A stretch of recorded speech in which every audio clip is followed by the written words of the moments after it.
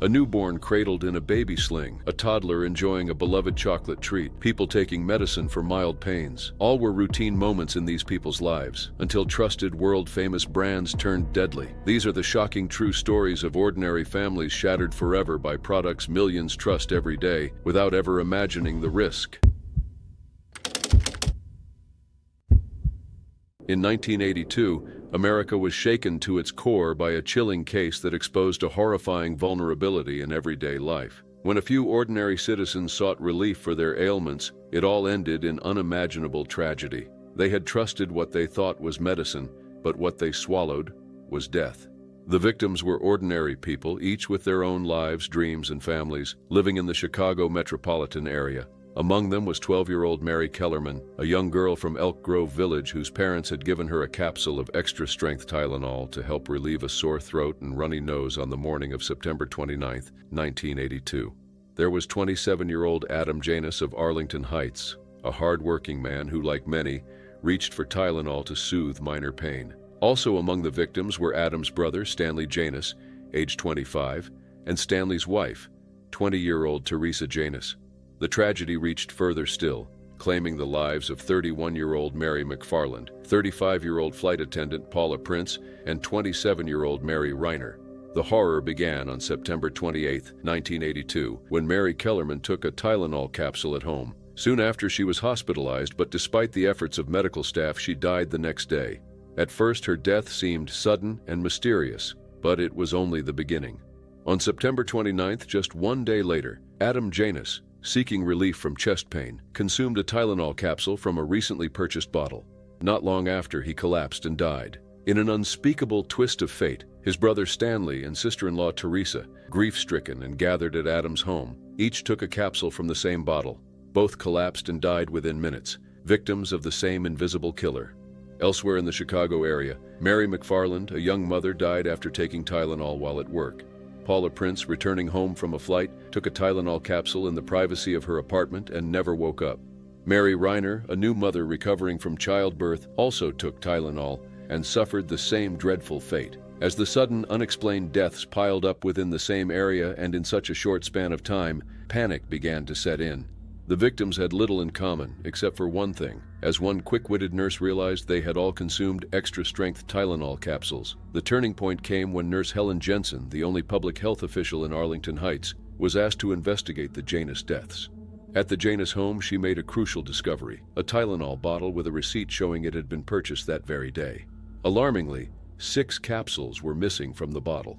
Realizing the potential link between the deaths and the medication, Helen turned the bottle over to investigator Nick Pichos. Acting on the suspicion of Cook County's deputy chief medical examiner, Nick Pichos opened the bottle and detected a faint almond-like odor, a telltale sign of cyanide, a well-known poison. Dr. Michael Schaffer, the county's chief toxicologist, tested the capsules and confirmed the horrifying truth. 4 of the 44 remaining capsules contained nearly 3 times the lethal amount of potassium cyanide. The public had to be warned. The entire Chicago metropolitan area was at risk. A press conference was held advising residents not to take Tylenol products. The scope of the crisis expanded rapidly when it was discovered that the bottle used by Mary Kellerman had been inventoried by paramedics and, like the Janus bottle, came from lot MC2880. Johnson & Johnson, Tylenol's manufacturer, immediately issued a recall for all Tylenol from that lot. But soon, the nightmare deepened.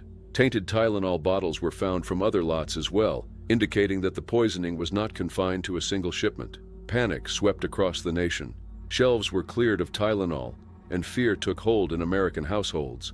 In the weeks that followed, a letter was sent to Johnson & Johnson from James William Lewis, a New York City resident, claiming responsibility for the poisonings and demanding $1 million to make them stop. Lewis was eventually convicted of extortion, but not of the murders themselves. As of April 2025, no one has ever been charged or convicted for the actual killings. The Chicago Tylenol murders left 7 innocent people dead, countless others traumatized, and an entire nation forever changed. The tragedy exposed a glaring vulnerability in the safety of over-the-counter medications and led to sweeping reforms in drug packaging and federal anti-tampering laws. Sealed bottles, tamper-evident packaging, and warning labels became standard in the pharmaceutical industry. Decades later, the case remains unsolved, its shadow still lingering over the families of the victims. victims who simply wanted relief from everyday pain, never even suspecting that their trust in a familiar bottle of medicine would lead to their untimely deaths. On a quiet stretch of U.S. Route 33 in Indiana on a summer evening in 1978, what should have been a minor inconvenience turned into a horrifying tragedy. 3 young women, full of life, plans, and promise, were stopped briefly on the roadside. In the next instant, they were gone, the victims of a catastrophe very few people in the world could have anticipated. The reason their accident became fatal would later put one of America's largest automakers on the spot. Sisters Judy Ulrich, 18, and Lynn Ulrich, 16, along with their cousin Donna Ulrich, also 18, were driving together in a 1973 Ford Pinto. On this day, Judy was driving Lynn and Donna to a volleyball game, unaware that a simple stop to adjust a loose gas cap would place them directly in harm's way. At some point during their drive, Judy had pulled the Pinto onto the shoulder of US 33. She needed to tighten the gas cap after filling up, a minor task that should have taken moments. But in those moments, as the car sat still on the roadside, disaster struck. Without warning, a large van, driven by 21-year-old Robert Duggar, rear-ended their Pinto. The impact was minor, but what should have been a survivable rear-end collision instead turned catastrophic. Upon impact, the Pinto's gas tank ruptured and started leaking gas. In an instant, it ignited, engulfing the small car in flames. Lynn and Donna stood no chance. Trapped inside the burning car, the 2 young women perished in the fire. As for Judy, she was rushed to the hospital, her body covered in severe burns. 9 hours later, she succumbed to her injuries. The violence of the explosion was shocking, but the circumstances behind it would soon provoke even greater outrage. Investigations quickly turned to the Pinto's design, specifically, the placement of its gas tank. The Pinto's fuel tank was mounted just behind the rear axle and outside of the protective frame of the car. This design left the tank vulnerable in rear-end collisions. By 1974, rumors had already begun circulating inside and outside of Ford Motor Company about fiery crashes involving the Pinto. But it was the Ulrich crash that became one of the most devastating and publicly scrutinized of all. The tragedy took a crueler twist the following year. The parents of Judy and Lynn Ulrich received a recall notice from Ford, but it came too late. Their daughters were already gone. Ford had long denied that it knew of any serious design flaw in the Pinto, but that claim would eventually be proved false in court. Internal Ford documents surfaced, showing that company officials had been aware of the fuel tank's vulnerability for years. Worse still, cost-benefit analyses conducted by Ford suggested it would be cheaper to settle potential lawsuits than to redesign the fuel tank or make safety improvements. The aftermath of the Ulrich tragedy and similar fiery crashes triggered a wave of lawsuits against Ford. Public outrage grew as evidence mounted that the company had prioritized profits over human lives. In 1978, under mounting pressure and facing a government investigation, Ford announced a massive recall of 1.5 million Pinto vehicles. The recall targeted all Pinto models from 1971 through 1976, excluding station wagons, and included 30,000 Mercury Bobcats with the same fuel system.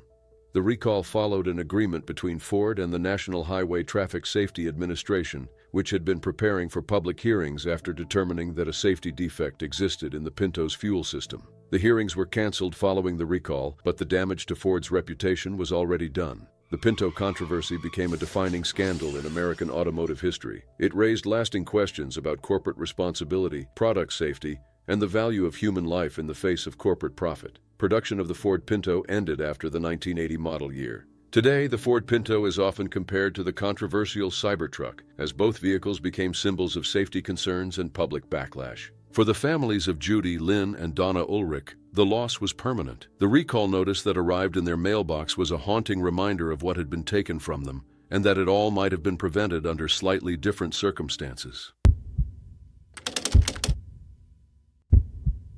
Jill Ann Alto thought her baby daughter would be safe.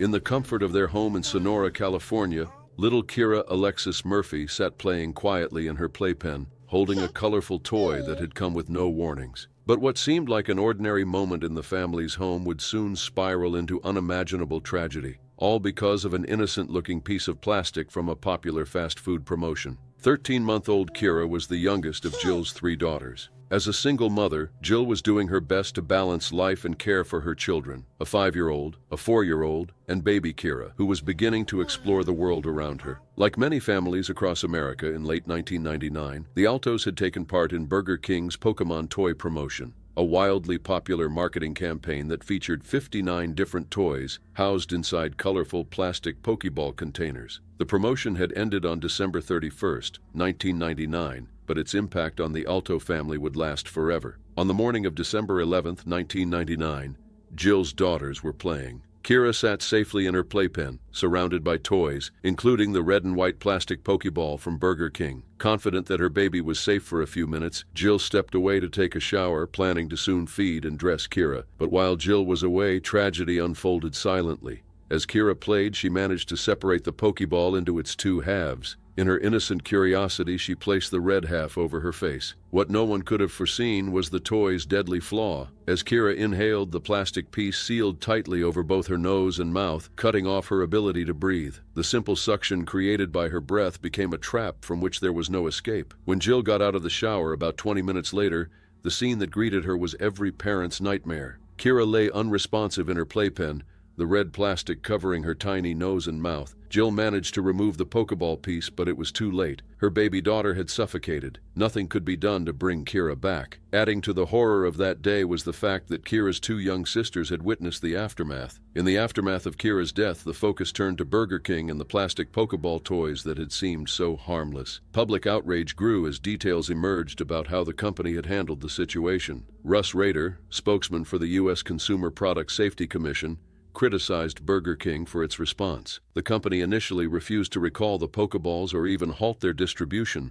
arguing that it had not yet been proven that the toy was responsible for Kira's death. This stance drew widespread condemnation, especially as the packaging of each toy clearly stated, "Safety tested and recommended to children of all ages." Federal regulators pressed for action, but Burger King hesitated, further fueling public anger. The tragedy deepened the controversy surrounding what had been Burger King's most ambitious promotional campaign in its history, a $22 million investment in partnership with Pokémon. Initially celebrated for drawing crowds of eager families to its restaurants, the campaign soon turned into a nightmare for the company. Customers were already frustrated by frequent toy shortages and long lines, but Kira's death brought legal, ethical, and financial challenges of a much greater magnitude. Then, just days before Christmas, another terrifying incident occurred. On December 23, 1999, in Leavenworth, Kansas, an 18-month-old girl narrowly escaped death after nearly suffocating on a similar Pokeball toy. The evidence was becoming impossible to ignore. The toys were recalled, the campaign ended, and Kira's family filed a lawsuit against Burger King. Kira's death was no isolated tragedy.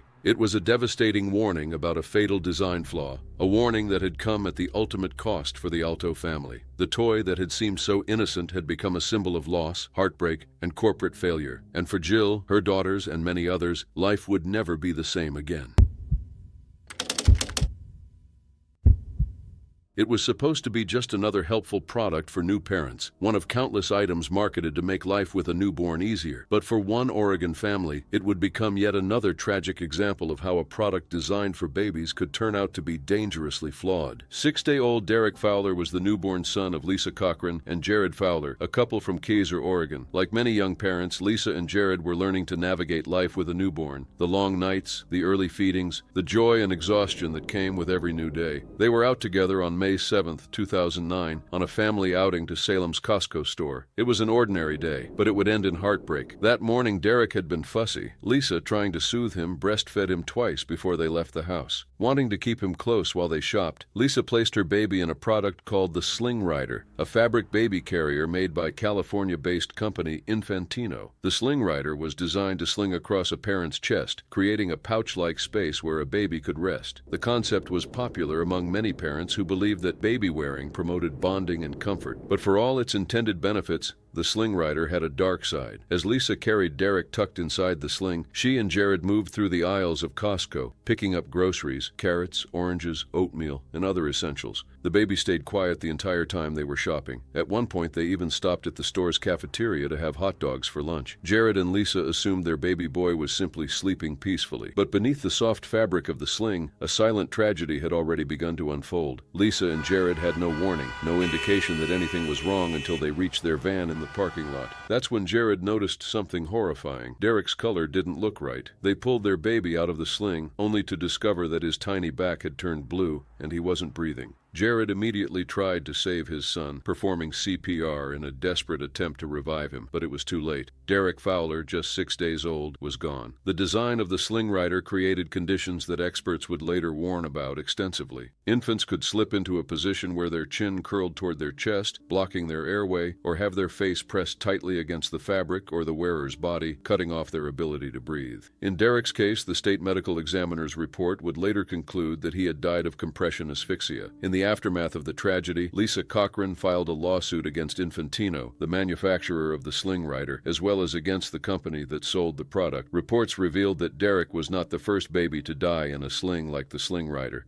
In fact, in the previous 11 years, at least 7 infants had died, and another 37 had been seriously injured while being carried in fabric slings made by Infantino and other companies. Don Mays, head of consumer product safety for Consumer Reports, voiced serious concerns about bag-style slings like the sling rider. He explained that such designs often concealed the baby from view, preventing parents from noticing warning signs like labored breathing or poor positioning. Mays had written a report on the dangers of the sling rider just months before Derek's death. Experts and safety advocates warned that infants could suffocate in these slings if their heads were allowed to slump forward or press against the fabric. As a result, more than 1 million baby slings were recalled. Derek's death, tragic and preventable, became yet another devastating example of these dangers. A painful reminder that even products marketed for the smallest, most vulnerable lives could carry hidden, lethal risks. The sweet joy of childhood turned to tragedy in an instant, all while a little girl was enjoying a world-famous candy. But how would a sweet treat turn into something so dangerous? The 3-year-old girl, whose name has not been publicly released, was in the Saint-Élie-le-Château region of southwestern France when the tragedy unfolded. She was visiting with her mother, and like many children her age, was delighted to have a Kinder Surprise egg, a beloved chocolate treat known around the world for its hidden toy inside. On that day, while with her mother in Toulouse, the little girl managed to access the toy hidden inside the chocolate egg. According to reports, it was a small wheeled toy, the kind that comes in many Kinder Surprise products. Tragically, the toy, or a part of it, came loose. In a brief, terrifying moment, the little girl placed the small plastic wheel in her mouth, trying to eat it. The piece became lodged in her throat, blocking her airway. Panic quickly set in as the child struggled to breathe. Her mother and family reacted with horror, doing everything in their power to save her. The child's grandfather arrived swiftly at the scene and managed to extract the object from her throat, but the damage had already been done. The little girl had fallen unconscious and slipped into a coma. Firefighters were able to resuscitate her at the scene, providing a glimmer of hope to her devastated family. She was rushed to a hospital in the city of Toulouse, but despite the emergency efforts to save her life, the little girl had suffered severe brain damage from the lack of oxygen. After days of being in a coma, she died on Saturday night, surrounded by her grieving family. An autopsy later confirmed the heartbreaking cause of death, mechanical asphyxiation due to airway obstruction. The case soon gained international attention, sparking renewed concerns over the safety of toys inside Kinder Surprise eggs. While the chocolate treat is adored by children across the globe, it has long faced criticism from safety experts due to the small, detachable parts hidden inside. In fact, Kinder Surprise eggs have been banned in the United States for years because of choking hazards associated with concealed toys in food products. Following the tragedy, French prosecutors launched a full investigation to determine whether the toy that caused the little girl's death had indeed come from a Kinder Surprise egg. The investigation aimed to uncover whether there had been a defect with the toy or if it was used in a way that went against its intended purpose. In response, Ferrero, the Italian company behind Kinder Surprise, expressed its deep sorrow over the incident. In a statement, the company extended its heartfelt condolences to the family of the little girl and pledged full cooperation with investigators. Ferrero emphasized that the safety of its consumers, especially children, remained its #1 priority, noting that its products are tested beyond regulatory requirements. Yet, for one family in France, the investigation and statements of condolence could never undo what had happened: the loss of a joyful little girl whose life ended far too soon.